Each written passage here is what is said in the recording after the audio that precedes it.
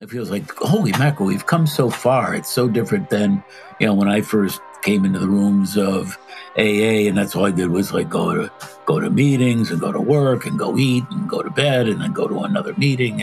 It's so different because now we have the ability to live a recovery lifestyle and to share this stuff and to be that much more powerful in a loving way, powerful in a positive way. And it comes from us all working together. Stories are powerful. Welcome to the Rise, Recover, Live podcast, brought to you by The Phoenix. This is a space where people impacted by substance use can come to share their story of strength and resilience, get open and honest, and inspire hope and build community through shared experience. We'll be talking to people in our community on their own recovery journey and shine a light on the topic of recovery in all its forms. Maybe you'll hear some of your story in theirs. Let's show the world that together we rise, recover, and live. All right, real quick, before we get into this episode, we want to inform you of a brief hiatus we are taking. It is summertime. Yeah, if Liz's jingle doesn't indicate it for you, we had to take a break. Rest is important, and so we're just going to take some rest. Yeah, we're just going to take this summer to rejuvenate, to put together some new, really exciting ideas for the podcast. But we are not leaving you high and dry, right, Bryce? Nope. Meanwhile, we are replaying some of our favorite episodes, which you may have heard or you may have not have heard, but we're going to replay them. Yeah, and every time I listen to one of the episodes, I hear something different that I didn't hear the first time or that I need to hear in a different way this time. So I hope that you do listen to the replays. And in the meantime, we've got some asks for you. First off, if you haven't already, like and subscribe to the podcast so you can stay tapped in. Secondly, there's a volunteer interest link in the show notes. If you have any experience with SEO, graphic design, or anything that could help take this podcast to the next level, we want to be able to work with you. Yeah, the great thing about volunteering is you get to be more involved in the recovery community. You can give back a little to the podcast, get to know us, and also get some experience if you are looking to advance your career in graphic design, SEO, etc. So enjoy the episode. We love you. We about to go hit the beach. We'll talk soon. Welcome to another episode of the Rise, Recover, Live podcast. We are your hosts, Bryce III, he, him pronouns. And I'm Liz McKean with she, her pronouns. Welcome. I am glad to be here. How you feeling, Liz? How's your energy? Oh my gosh, my energy is great. I'm so excited. We had a week or so, maybe more than a week off of recording, and I missed you. I feel like it's been two or 3 months. Oh my gosh, a lifetime. So I'm excited to be back. How are you doing? How's your energy?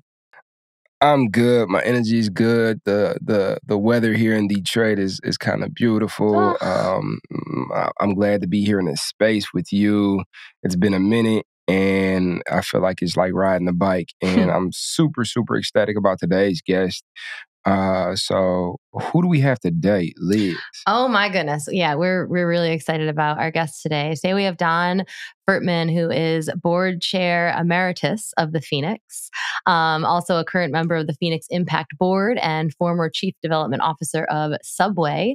I'm also excited to hear about his rock and roll days from the Orange Canyon. And yeah, just can't wait to talk to him and hear more about all of these stories. Also, I pronounced that word, I think, right. And so that's a good start. How are you doing today, Don? Thanks for being here. What's up? Yeah, I am doing great today. My energy's doing good. And, it's just wonderful to be here. I when I met the two of you at Rise, that was really great, the Rise event that the Phoenix held last year. And the energy that you exuded was tremendous, and you really kept those things going. And I know you bring it forward in the podcast, and I'm just pleased to be a little tiny part of that. It's really, really, really cool. It's such an honor to have you, and yet talking about that same conference that we met at.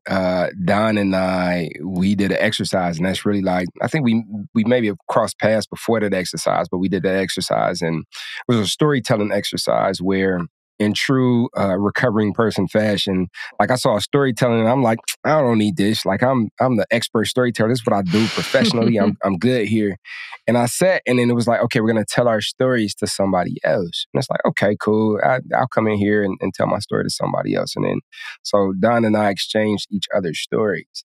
And then the prompt flipped up, because then it was like, okay, now you'll share your story in the group, but you will share the story that was shared with you to the group as if it was yours.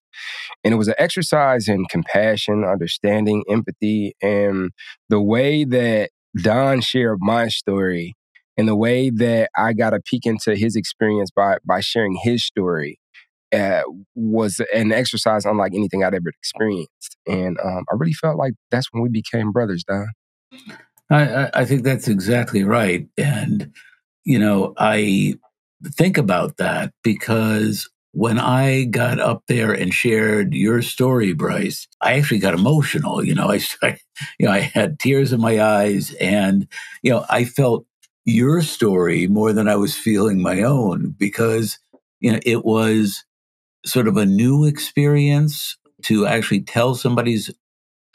not just tell somebody's story, but to be in their shoes. I was in your shoes. I felt that I was part of you. And what that brought home to me was the connection, this connection that we have, this community that we have, especially in the Phoenix. But in recovery, we connect with each other on a very different level. But man, telling your story, really got that story right into my heart. And, and you did the same with me, with my story. And you're right, brothers ever since. I love that. So, Bryce, should I interview you? And Don, we'll bring Don on to tell your story, and we'll interview. That's so cool. I actually wasn't able to participate in the storytelling. I think I was in the room, probably putting together index cards to Bryce's chagrin. But I heard that from so many people that not only was it beautiful to put yourself in their shoes and be able to tell it, but to hear your own told back to you, like, allowed a level of compassion that maybe is not as easy when it's happening to you and when you're the one telling it. Did that like self-compassion? Yeah, self-compassion. Yeah. I seen that in action in our group. But that was something that was shared in multiple groups, where it was like, I didn't really give myself that compassion until I heard somebody share my story as if it was theirs. And it was like, oh, that allowed for me to like pull back and pull away and see it from a different perspective and give that person compassion, because that person isn't me, but it's my story. So it's like learning how to show up for yourself in a different way. And I think that speaks to the importance of stories. I mean, in life and in our experience, in our shared experience in general, but specifically in recovery, because I think one of my earliest instances of feeling like, okay, this new life that I'm pursuing is not going to be as hard because I'm not alone in it, is when I heard somebody share their story, but it was my story. And it was like, oh, and add to the fact that this person had been, clean for a year at that point. And I was like 72 hours in. And it's like, oh, if you have lived my story, but you are also where it is that I desire to be, then there is hope for me. And he looked nothing like me. He didn't come from where I came from, but it was just one of those moments of early connectivity. It was like, oh, there's this new thing where I can be a part of something bigger than me. And also, I'm not alone in my experience. When I first found recovery, and certainly before recovery, the last thing I wanted you to know was my story, was me. The last thing I wanted you to know that I was in active substance use disorder. It was alcohol for me. That was my primary substance, but I certainly indulged in a lot of other things. And I did not want you to know me. I did not want you to hear my story. I wanted to keep that to myself because I felt so filled with self-hatred, with remorse, with insecurity, with this unquenchable desire to stay isolated and to be as far away from other people as possible, at least on this kind of level, on this interactive level, on this level of, getting to know each other. I didn't want anyone to know me, because if you knew me, you would not like me. Chances are you would hate me as much as I hated myself. And it took that storytelling and that first time that, I put up my hand in an AA meeting and said, my name's Don and I'm an alcoholic, and something happened because I finally admitted something. I finally said something about myself, which was true. And from there, I was able to tell my entire story. And through that, I think just like you were saying, Bryce, I was able to ultimately have that self-compassion, compassion for myself. But it started with the compassion I had for others when they told their story. That gave me the courage to speak out and tell mine. The first time I heard somebody else identify themselves as someone with substance abuse disorder or alcoholism or whatever the appropriate term is for anybody in any situation, the more I was able to identify myself and feel part of instead of apart from, which I was really most of my life. Yeah. Yeah. And we know, well, I've come to know that your story is pretty spectacular. Give more context. After Don and I met, we kicked it. I had his card, and I was, just went on about the rest of the experience. And so we ended up going on this bike ride on the last day of Rise.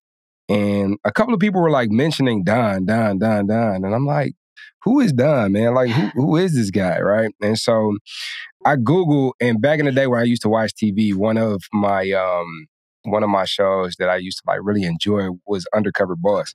And so I Googled and I seen that Don was on the Undercover Boss episode with the subway. And I'm like, I've seen this episode. Like, this is wild. Like, so your journey has led you in a lot of different directions, contributing to a lot of different organizations. And here's a container for you to share your story with us, however you see fit in this moment. So, space is yours. What is your story, Don? Oh, it's interesting that you bring up the Undercover Boss because that's the reason I'm sitting here. I would not be here talking to you today if it was not for that Undercover Boss episode, because on that show, they want to know about your background and that kind of thing. So I was sharing my background, and at some point, it just came out, that in my discussion that, oh yeah, and by the way, about 2 years into this job of Subway, because at the time I was the Subway Chief Development Officer, 2 years into that, I had a complete meltdown at the Subway office. I stood up and there was a jelly donut sitting on my desk. It was a Monday morning. Somebody left this jelly donut there, and I threw the jelly donut against the wall. And I can still remember it to this day, like, just sliding down the wall. And that summarized my whole life at that point, was that the descending jelly donut, that this is it. It's all over. I'm just heading right down the tubes.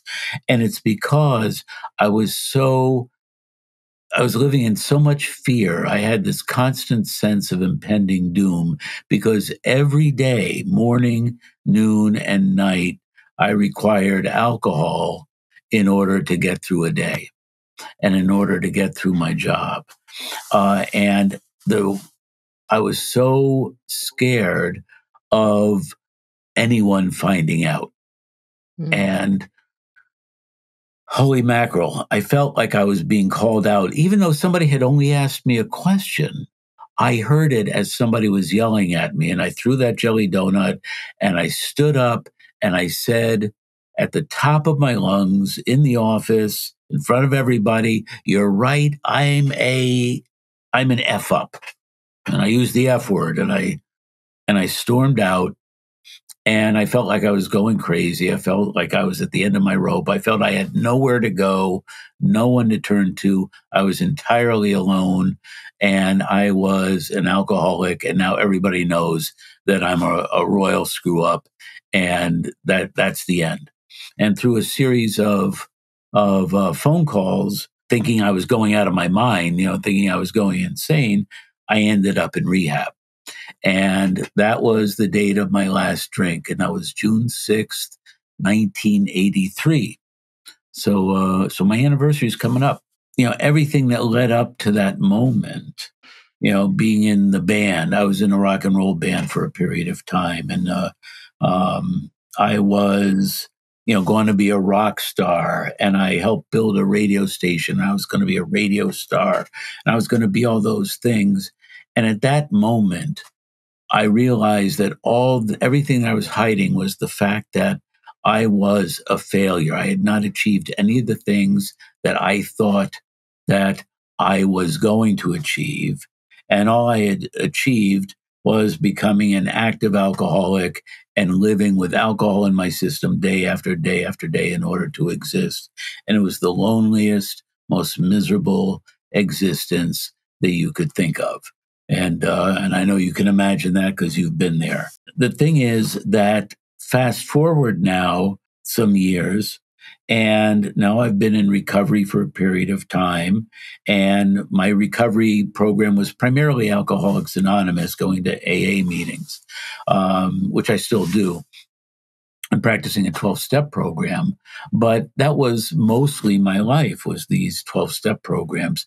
And my friends were AA friends, but I didn't know that there was other stuff to do. I didn't know that there were multiple pathways to recovery. I didn't know that there were other organizations. And early in my recovery, there weren't organizations like that. Right. But I ended up being invited. It was my boss didn't want to do it. He said, "Don, you go do it." We were invited to be on Undercover Boss, and they were going to do an episode about Subway. And when they were interviewing me, I shared the story of that meltdown at work. They put that in the show. And the day after that show ran, the emails were coming in, and my phone was ringing, and it was people, basically saying, "Holy mackerel, somebody like you, somebody in your positions, a high-level executive in the largest fast food company in the world, admitted on national television that you were in recovery. And can you help us?" And I got the opportunity to help people. But one of the voices that came through, because as you can imagine, I'm getting all these calls and contacts, and I can only do so much in my life. One of these voices that came through was this very sincere guy by the name of Mark Strode, who happens to be the brother of Scott Strode, the founder of the Phoenix. And Mark, there was some certain sincerity in his voice when he called me and left me a voicemail. And out of all the people that I called back, he was the first one. And he told me about the Phoenix, and I flew out to Colorado, and I met Scott. At that time, the Phoenix was just in Denver with a couple of chapters outside of Denver. I got a chance to meet the Phoenix folks and see the people that had benefited from the Phoenix program, and meet Scott and understand Scott and where he was coming from and what he wanted to do. And he said to me, you've been in recovery. You know the pain of recovery. You know the pain of addiction, of substance use disorder. You know what it's like to find recovery, and you know how to make things grow, because you helped Subway grow from 166 stores to 40,000. Can you help us? And I said, I'd be glad to. Because if there was something like this when I first got sober, that would have really accelerated my entrance back into society, whether it be working out or just doing something other than just going to meetings. So we started working together. I ended up in the Phoenix board. I ended up as chairman of the board for a few years. And I worked very closely with Scott and the leadership team.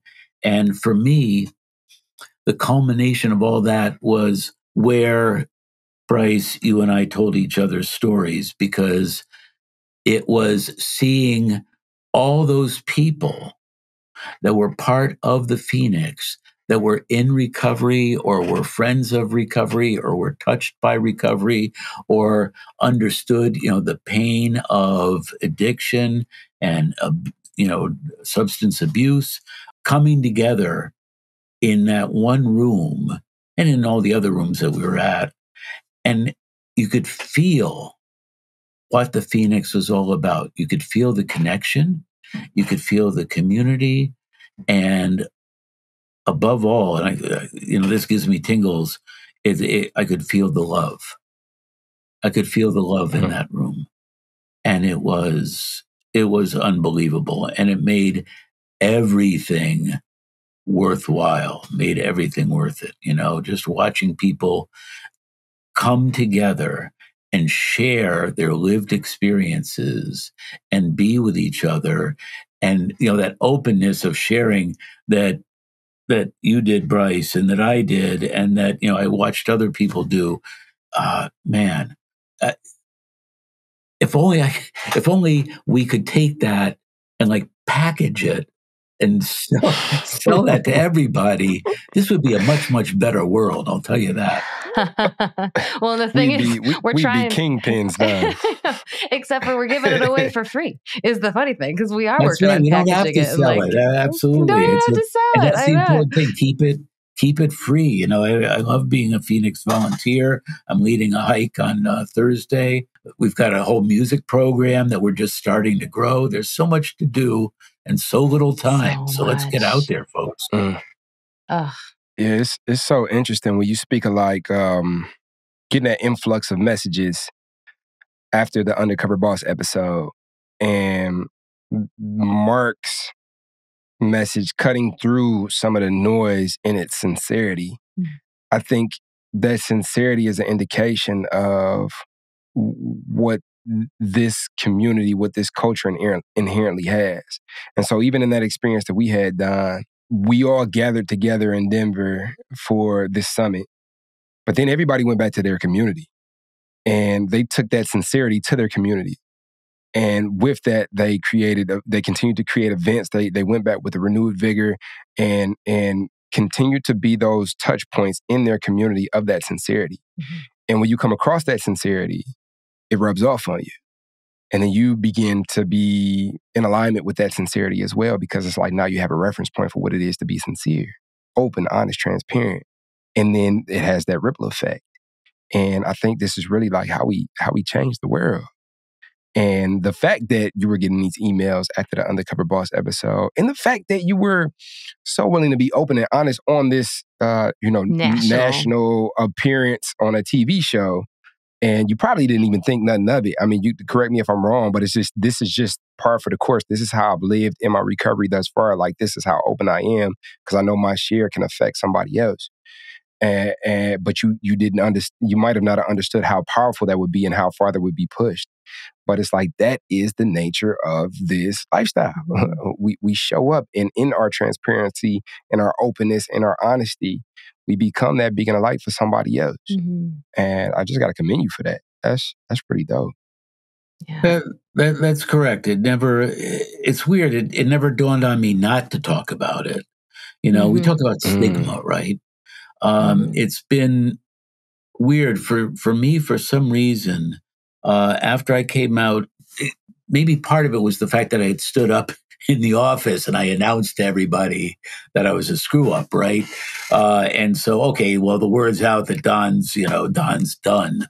And I've got to give credit, I still have to give credit to this day to Fred DeLuca, the founder of Subway, the guy who started Subway. He passed away a few years ago, but he gave me my initial chance because he took a former rock star, a former rock musician, a guy with, orange hair and a lot more of it, and gave me the opportunity to become, to join this corporation. But then 2 years later, after my meltdown, he gave me a second chance. And after 30 days in rehab, he took me back. And he gave me that opportunity to grow and to grow and to grow. And, just giving somebody a chance, I think that's a big part of what we do at the Phoenix. Somebody shows up with 48 hours of sobriety under their belt. That's all they need. And they come into an event and they connect with somebody and they get a chance. And they can grow and grow and grow. And we see that happen so many times. That wasn't necessarily my original point when I just started this long sentence, but it's getting past that stigma and just realizing that's what it was, that after I came out of rehab, the first thing I did was I went to our HR department and I said, listen, if there's anybody else in this company that's struggling, you can tell them that I've been there. You can tell them, hey, Don Fertman, he's willing to talk to you. For me, anonymity was not a thing. It was not in my vocabulary because I was comfortable sharing my recovery. The thing I wasn't comfortable sharing was when I was in active addiction, when I was in active substance use disorder. But my recovery, I was perfectly willing and open to share that. So when it came time to do that, in front of millions of people on national television, I was absolutely willing to do that. And what came out of that was not just working with the Phoenix and a few other organizations too, but primarily the Phoenix. That's really where I gave my attention. But also there was one guy who reached out to me, and his name was Harold, and he was in Indiana. And he said, I want you to know, he sent me an email the day after the show. And he said, look, I'm not asking you for anything. I just want to tell you that for 2 weeks, I've been struggling, not picking up a drink, and it's been hard. And I was sitting home and I was like white knuckling it. And I was thinking, man, a beer would taste good right now. And I want to go, and I'm looking at the door to go get a beer, and the TV's on. And I happen to look at the TV and you're there, and you're this big exec, and you're talking about being in recovery. And my biggest fear, this is Andrew talking, my biggest fear is that I'll never get a job. I'll never get a job in my field. But then here's you, and you're an executive. So, if you can do it, I can do it. And that gave me hope. And so I didn't go have a drink. And 2 years later, they called me, the folks from CBS called and said, we want to do a second episode of Undercover Boss. It's called Epic Bosses, and we want to do little 5-minute segments on kind of a where are they now or what happened as a result. So I told them about, did I say Andrew? His name is Harold. Harold Andrew. My mistake. Harold Andrews. He's got 2 first names, but he's Harold Andrews. And they said, we want to find Harold, and we want to bring him, to meet you and do that on camera. And they actually did. And it was kind of interesting because Greg Williams, the director of the Anonymous People, had also done a little segment on Harold and had found Harold in Indiana and put that in the Anonymous People documentary as a little piece there. But they flew Harold in, but I hadn't met Harold. They flew him into Hartford. This is 2 years later. He had been 2 years sober, and we met and we hugged, and we went in to the premiere of the Anonymous People movie that was taking place in Hartford on that very day, and we each told our stories. Wow. And it was such a transforming moment for both of us, and that's why that one thing, if it had just been Harold that got the message, if it had just been Harold who found recovery as a result of that show, what more do you want? It made it all worthwhile. But guess what? It ended up being way, way bigger than that. So it's amazing how this stuff works. As soon as we share ourselves, as soon as we share our stories, share our experiences, and open our hearts to the love that's in this space that we're in, this recovery space. We got to find Harold and have Harold on the show, first of all, is my first thought. I feel like so much of what you're talking about makes me just like the word redemption kept coming up for me, because we think very, like black and white, like you said, like before you threw your jelly donut, which is my favorite kind of donut, which I think has some significance that I haven't figured out yet, but is that you were like, that's it, I'm done. And I think we all have had those moments, even outside of, the substance use and recovery spectrum. Like there's just like, this happened and like my life is over, whether it's a breakup or a job loss or things didn't go my way. And then certainly in the realm of experiencing addiction, it's like, this is just it. This is just who I am. And there's just no coming back from it. And then it is amazing, the power, like that just black and white thinking where it's just like, this is it. There's no out. When you hear that somebody else has gotten through it, how that just completely turns that on its head.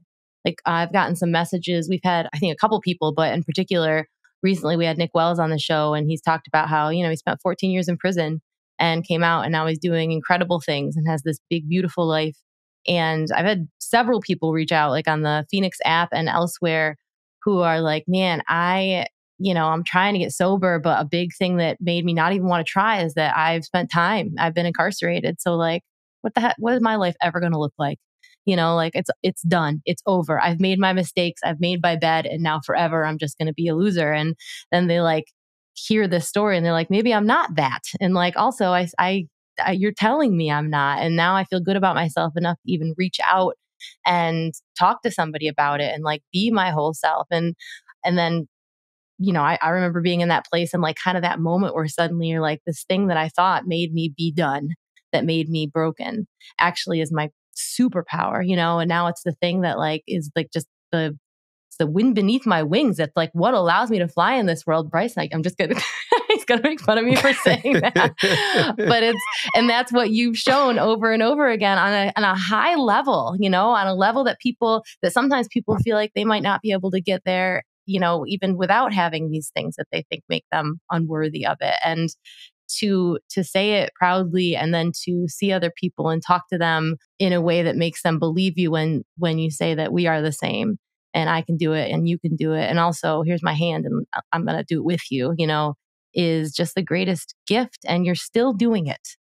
Like here you are on this podcast, like you still are telling, like how many times would you say you've told your story? Considering how long I've been in recovery, it's been a lot of times. A lot of times. And every time it touches somebody. Yeah. And the thing is, one of the things I know you mentioned, Liz, was when you were introducing Bryce to tell his story, when the two of you, did that show together where it was just the two of you and you kind of told your stories. And as you said, with Bryce, his story was different every time. And the story I heard was a little different than the story that Bryce told me when we were at the Rise event. But each time there were elements that touched me, talking about, his, having a son at a young age, and then his daughter's there, comes along, and then here he is lying in bed. I can relate to just lying in bed and just not being able and capable of functioning, in terms of doing anything, but to have, two kids there, wanting your attention or needing your attention and not being available to them, that can choke me up too. And that's similar to the story that you told me in Denver. But the thing is, we have shared experience in our pain. We have shared experience in where we came from. And then we have this incredible shared experience in our recovery, which shows that literally anything is possible. Once we put down the substance of choice and pick up the substantive aspect of recovery. Wow, it's so powerful, and I'm very grateful that you bring this forward on a weekly basis. And there needs to be more of that. Sometimes it feels like, holy mackerel, we've come so far. It's so different than, when I first came into the rooms of AA, and that's all I did was like go to meetings and go to work and go eat and go to bed and then go to another meeting. It's so different because now we have the ability to live a recovery lifestyle and to share this stuff and to be that much more powerful in a positive way. I don't mean, powerful in terms of, I'm going to rule the world, but powerful in a loving way, powerful in a positive way. And it comes from us all working together. For me, I got to be honest, for me, the biggest trick is to let go of the ego of the part of me that wants to be like, hey, I'm the big cheese here. I'm the number one numero uno head cheese, and just realize, I'm just, say another bozo on the bus or another, like, I'm just somebody in recovery among other people in recovery. And we've all been from the same place. I literally had to give up on social media for a while. It's every once in a while I'll post something on Facebook or Instagram. And I'm just getting ready to do it again, like to kind of get back into that world. But I had to let go of that world primarily because this ego of mine was getting in the way. I was putting a post there and then, how many likes did I get? And I'm like, wait a minute. That's not why I should be doing this. How many likes did I get? But I was making myself uncomfortable with the trolling for likes.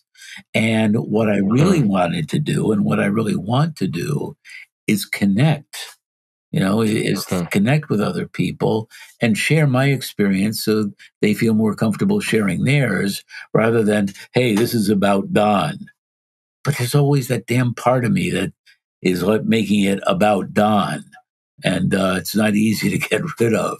It's important. I think we all come across this experience of that thing that kicks in. It's like, okay, now that I've become a contribution, I am the man. Look at my competency. Look at how many people that I've worked with that are doing better. Look at how strong and powerful and loud my voice is. But recovery and action will continue to show up and allow for humility and allow for those moments of sinking into humility. And it's like no, as a matter of fact, the people that I help, if they are not to succeed, like that's not on me.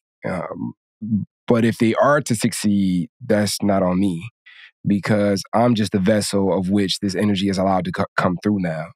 And that continuing to touch base with like that level of humility, I really think is recovery in action, because continuously we're granted promises. We're granted the ability to be there for our kids, the ability to be there for family, the ability to be there for people with two first names that see a TV show of ours. And in that continuing that ascension of the ability to contribute, there comes, how can I show up for this worldly experience in such a way that allows for me to wrestle with like ego, and how can I continue to instill humility in that experience, because that's necessary. Otherwise, I'm a go through some of that process that, at least for me, like led me to drink in the first place, which is like having a head full and a heart full of me, and things should be the way that I think they should be, and blah blah blah. And so that's one thing that I want to share. Another thing that I want to share, because I know we don't have you all day, and I want to take advantage of the time that we do have you here for, is when you talk about how we share the pain and we share, the struggle, and then we share the transformation, and then now we're on this path of recovery, which is unlimited. And in that unlimited nature, there are so many different elements of like, oh, I can dig into this, or oh, like I can do this again, or oh, I can do this for the first time, or oh, there's a relationship here with this, unlike anything that I've ever experienced.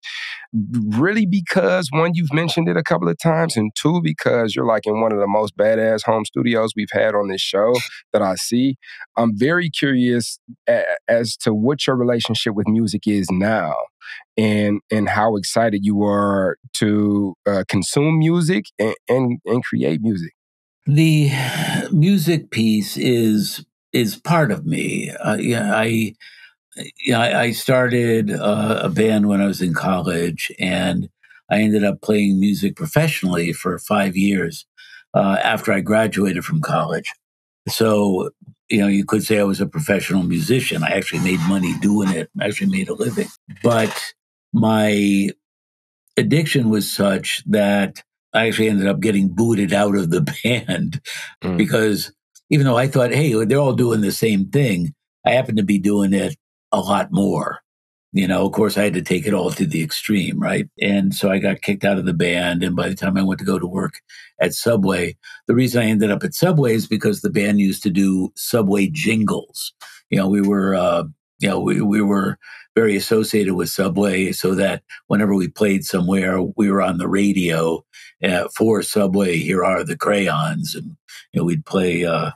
We'd play our Subway jingles, and it was like our biggest hit. Like wherever we went, they'd say, "Play the Subway song," and so that's what we did. And I was the orange crayon. I had orange hair. I wore orange clothes. I drove an orange Volkswagen Rabbit, and I lived in Orange, Connecticut. I kid you not.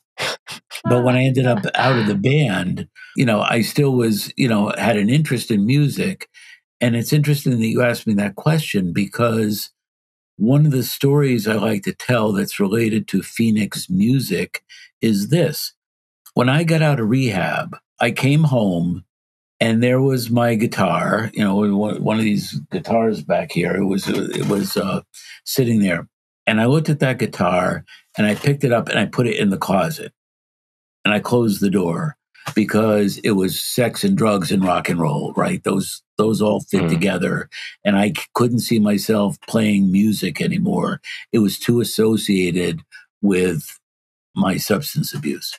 So I actually bought myself a piano because I had never played piano drinking. So I figured, I'll try that sober. So I got to learn the piano a little bit.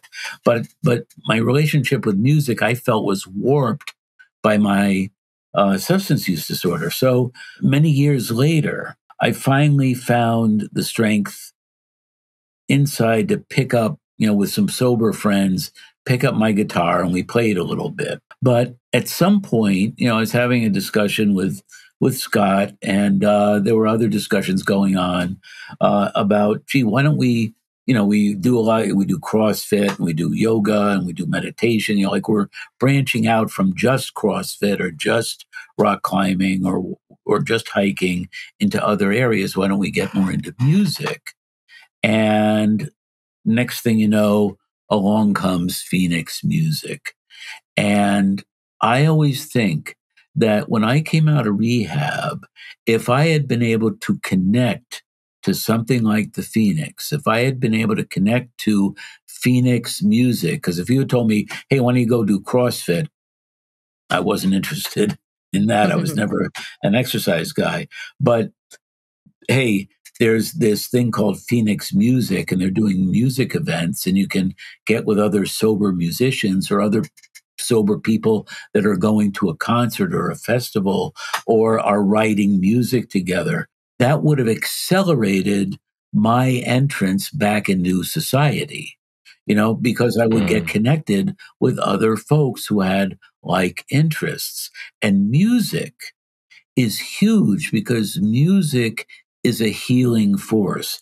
Music is something that truly does connect people, sharing a favorite song or just getting that feeling from a favorite piece of music or having something resonate with me lyrically or musically, for me, that's a huge thing. And I know that's true for many, many other people.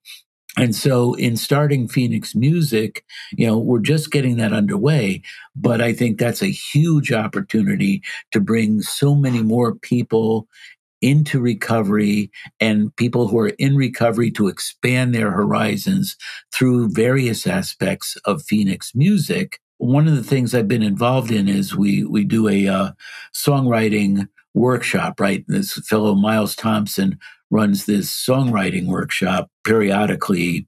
So it's a virtual program, so people can go online from all over the country or all over the world.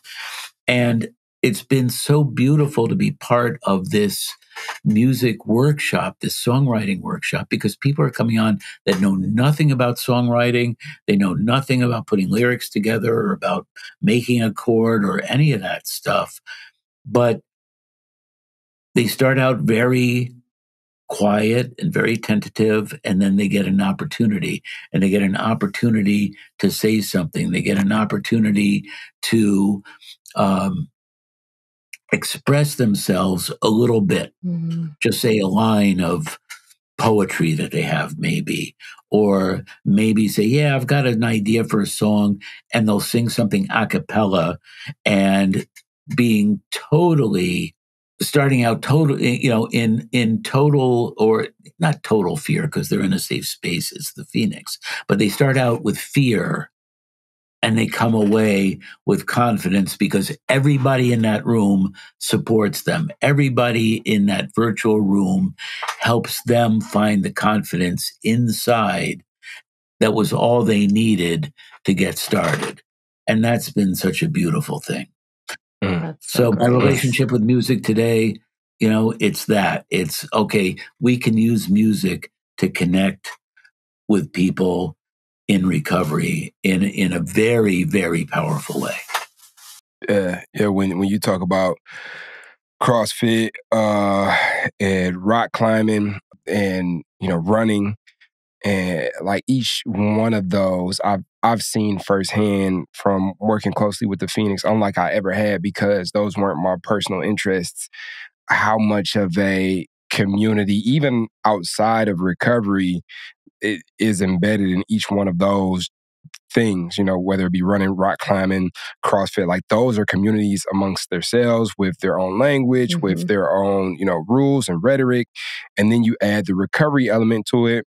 And that just like makes it even deeper and even more niche. And it's just been a beautiful thing to see the thing that I've always connected to, which is music, become something that is a big initiative of the Phoenix and the organization in a whole, because it's like, this is how I connect. Like, I don't talk sports. Like, I talk about, the artists that influence me. I talk about the different genres that I mix in my own productions. Like, I talk about, like, I live in music. Like, the day outside and the grass on the ground, like, are all translated to me in artistic expression, which stems from my relationship to music. And so, if I wasn't allowed to have a relationship with that craft in my recovery, I don't necessarily know if I would have seen recovery as something that was worth it. But not only have I been able to develop a relationship with that craft in my personal recovery, but I have a relationship with music unlike I ever had when I was in my active substance use. It's deeper, it's more connected. And like you said, like, I am the music. Like, the music is me. And to be able to share my music, which I see as being me, with you, Don, and you see your music as being you, we share each other with each other. And it's like a level of connectivity that damn near like brings a tear to my eye, because it's just like, this experience in all of the grandiose language in the world right now, because we turning up, right? This experience, being able to dig deep, being able to have this experience fully, being able not only to remember, but to experience, and to be able to experience with each other and create memories and be present in the midst of it, and do it in such a way that speaks to our spirits and how it is that we express. Like, who could ask for anything more? That's absolutely beautiful what you just said. You articulated that so well. And, that should be recorded. Oh, but it is. If only That's we great. had a podcast. But just if I just tell one quick story, because I'm sure we're running out of time at some point. But when I was 6 months sober, I had an opportunity to go visit a friend of mine, a college friend in California. He was getting married. And so I got on the airplane. I remember I'm 6 months sober. I'm still figuring this whole thing out. I'm shaky and whatever. I was pretty confident that I wasn't going to drink, but it was still, this is a new adventure now. I'm getting on an airplane and I'm flying from the East Coast to the West Coast. And it was like a big, big deal. And I get on the plane and I've got my little Walkman. This is how long ago that was. It was a thing called the Walkman with a thing called a cassette. I remember. And so I had my headphones on, and I've got my Walkman, and I'm listening to music, and this lyric came on. It's by the Beach Boys, which are a favorite band of mine. But in their later period, they became very spiritual, right? They got into transcendental meditation and things like that. And I'm listening to this song, and this lyric comes on. And it said, "So real the pain of growing in soul, of climbing up to reality's goal." And I started crying. And I'm sitting there and I'm trying to look out the window so the guy next to me doesn't think I'm nuts. But I'm there and I just started sobbing, like the tears are coming because I could feel those words, the pain of growing in soul, the beauty of growing in soul too, because it was surrounded by beautiful music. This is a beautiful song. It's called Long Promised Road. It's from the Surf's Up album. Those lyrics just touched me so deeply, and the beauty and the pain were all tied together in that moment where I just realized this is real. Climbing up to reality's goal. This recovery thing is real. And music for me translates that experience into reality, because it is in here and in here, and it brings it all together. And I think the Phoenix music has so much potential to do that. And Bryce, you just described it so well, just how it impacts you, and it impacts me exactly the same way. We're right on the same page with that. It's so beautiful, and I don't know where I'd be without music. So I just want to put in that plug, I guess. Yeah, I'm excited to see where we go from here. I'm excited to witness and experience the level of connectivity that has yet to be tapped into, and just a lot of potential ahead. And thank you for sharing that experience with us. I think there's been plenty of times where I've heard a lyric, even we got to stop because we gonna hit time, and then this is gonna be a 2-hour podcast. But even with music, there's music that I came up in a household with, and I just heard it. There's Earth, Wind, and Fire is a good group where it was I heard it and it was it was the sound of home, but I didn't really get into what they were talking about until I became I'm in recovery now, and I'm creating an intentional relationship with music, and these songs that were my mom's songs that she was playing in the house, and I was listening to them and they felt like home, became my songs, and I'm listening to them and I'm oh. Or Frankie Beverly and May is Joy and Pain is Sunshine and Rain. And I'm whoa, this is some deep stuff. And I can relate to my spirit. And then you go to a live concert and everybody is singing Joy and Pain or is Sunshine and Rain. This could be a 4-hour conversation about music alone. But thanks for sharing your experience, and thanks for continuing to show up for the Phoenix and helping the Phoenix kind of activate in that realm. Yeah. Thanks for everything you've done to just make this so. There's so many of us that wouldn't be here if all that had happened, all that happened hadn't happened exactly as it did with, with the boss show and with, that conversation with Mark. And I thought you were going to quote my favorite Beach Boys song, and I'm just going to. Just God only knows what I'd be without you. Like, that's what I always think when I think of the Phoenix and this whole recovery community. Amen. Amen. For sake of time, we might have to, you never know, we might have to have you back, Don. But as we get to the end of this podcast episode, we do want to ask you a question. And that question would be, if you could go back in time and visit any iteration of Don previously, from a previous season of your life, what iteration of Don would that be? And what would you tell him? Well, having listened in on your podcasts, I knew this question was coming. But you cheated. We should have gave you a different question. I still have 20 different answers I'd like to give because I could tell that kid a lot. For me, and especially because I've got a 24-year-old son, and he reminds me a little too much of me when I was that age. And I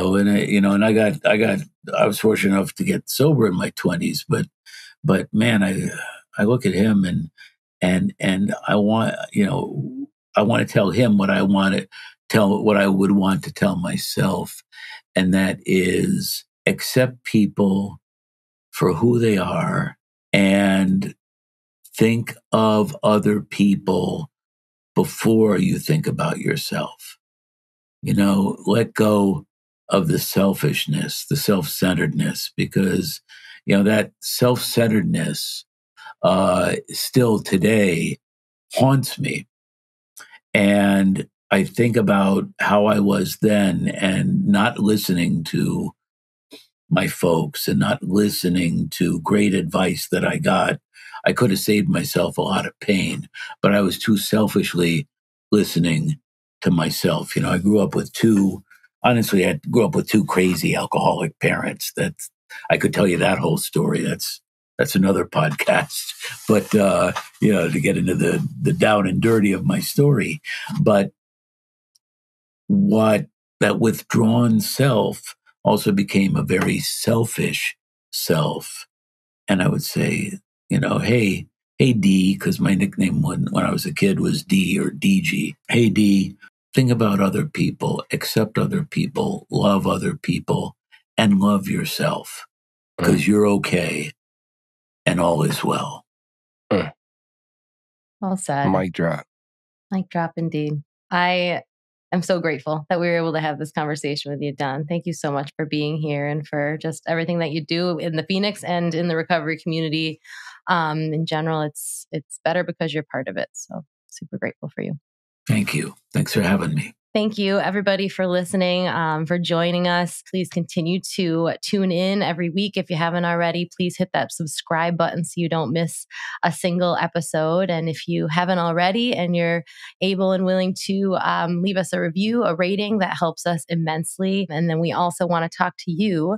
How can they do that, Bryce? Well, what they do is they go to a nationally syndicated television show and pretend to be the boss of somebody and then reveal that they are actually the owner of that corporation and then shout out, no, what you do is That's all you have to do to connect with us. What you do is you go to the App Store or the Google Play Store and download the Phoenix app. Yeah. When you pop in that Phoenix app, there are community groups within that app. And one of those community groups is the Rise, Recover, Live podcast group.